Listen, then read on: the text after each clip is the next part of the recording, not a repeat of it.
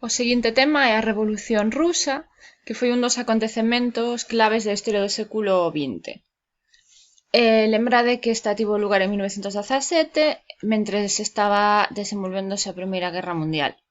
De feito, esta Primeira Guerra Mundial someteu a tensións brutais a sociedade rusa, e isto provocou a revolución que rematou co sistema de goberno que había en ese momento, que era unha autocracia zarista.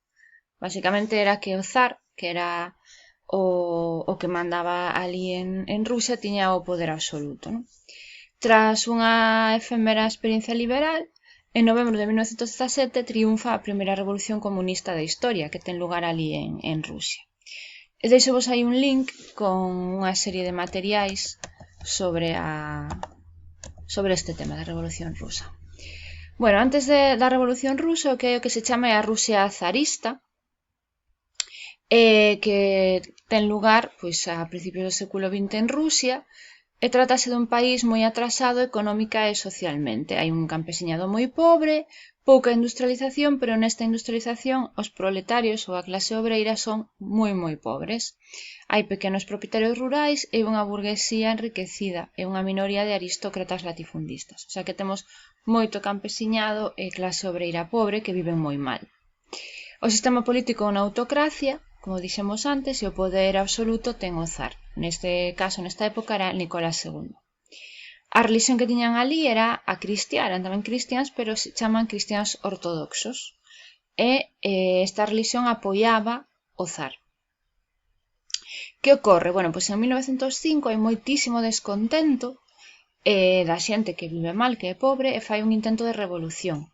Vai haber moitas folgas, protestas e rebelións militares, e aparecen os primeiros consellos que se chamaban soviets, e o zar está asustado, así que fai concesións e permite a formación dun parlamento que se chama Duma.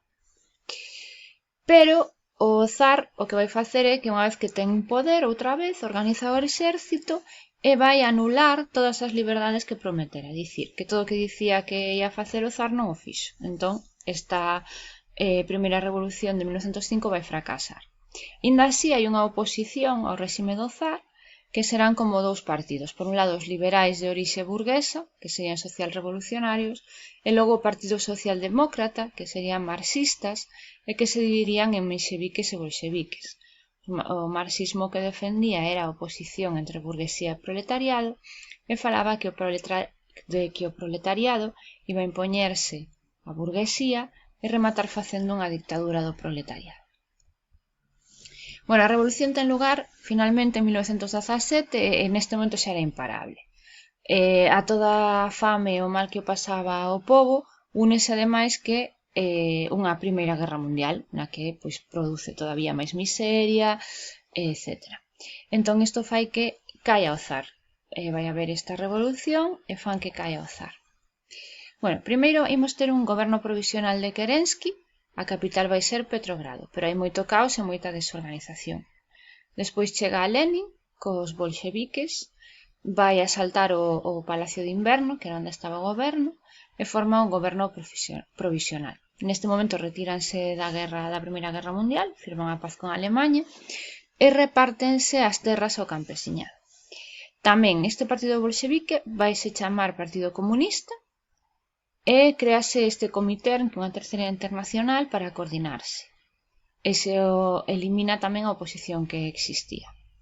Pero, fronte a estes bolxeviques e comunistas, vai haber un exército branco que quere impedir que se expanda o comunismo.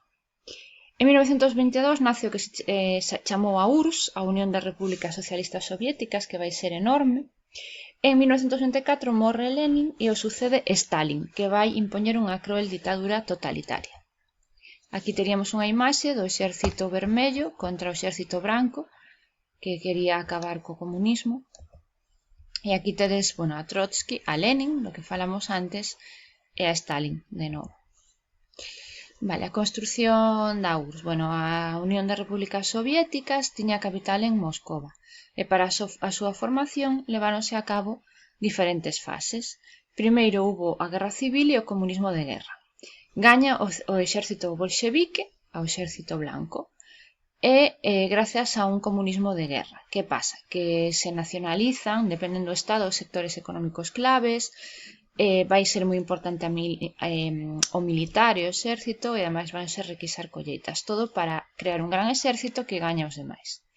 Vai haber tamén unha nova política económica, porque o país estaba económicamente moi mal. En 1921 Lenin permite que haxa unhas pequenas medidas capitalistas para recuperarse un pouquiño. E logo na terceira fase xa é a de stalinismo. Stalin ten todo o poder, crea unha ditadura e vai haber unha nova historia da URSS, vale, ata a súa morte en 1953, onde houve bastante terror e moitos condenados a morte ou os mandaba o Gulag. Bueno, a ditadura de Stalin, económicamente, o que se facía era que o Estado tiña o poder, entón facía unha serie de plans que se chamaban plans quinquenais, que o que querían era desenvolver o país, principalmente a industria pesada, para que o país fora mellor económicamente. Ademais, non crían na propiedade privada, debido ao comunismo, entón hai unha colectivización da agricultura, é dicir, que se suprime a propiedade privada do campo, o campo é común. Hai unha política represiva, aquí é o terror do que vos falaba antes, non? Vaise eliminar toda a xente que non pense igual, pois vaise eliminar, tanto do partido como do exército.